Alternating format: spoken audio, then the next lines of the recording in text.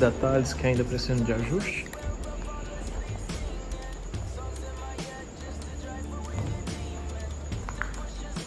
Aqui é a lateral.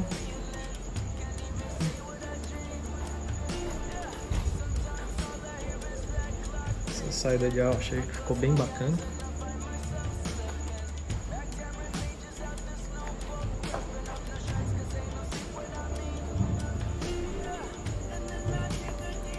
Aqui é a traseira.